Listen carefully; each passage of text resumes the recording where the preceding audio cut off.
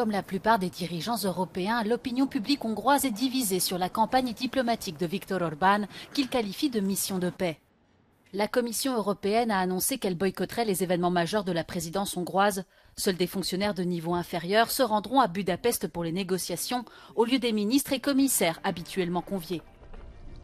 Dans une vidéo sur les réseaux sociaux, le secrétaire d'État hongrois chargé des affaires européennes a déclaré que l'Union européenne refusait de négocier parce qu'elle voulait résoudre à tout prix le conflit en Ukraine par les armes.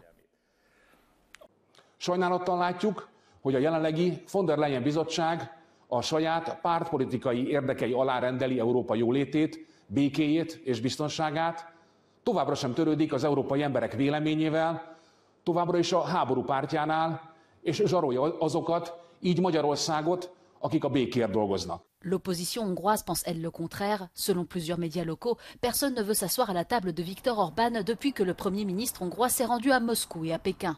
Des actions qui resteront sans conséquence. Le politologue Gergely Rajnai a déclaré à Euronews que le Premier ministre hongrois n'avait enfreint aucune règle et qu'aucune sanction sérieuse ne pouvait donc être attendue. Megtenni, hogy aláír papírokat, vagy komoly tárgyalásokat folytat hivatalosan Európai Uniós képviselőként, akkor lehetne szankcionálni valahogy a magyar elnökséget vagy Orbán Viktor személyesen, de szerintem ennél okosabbak a kormánynál, mint hogy így átszágják a szabályokat.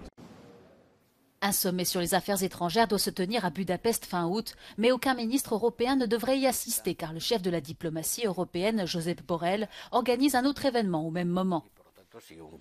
Az általunk megkérdezettek többsége csak annyit tudott az európai politikáról, amennyit a kék kormányzati plakátokon láttak.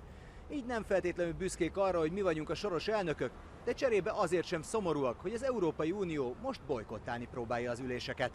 Siposegyi Zoltán, Euronews Budapest.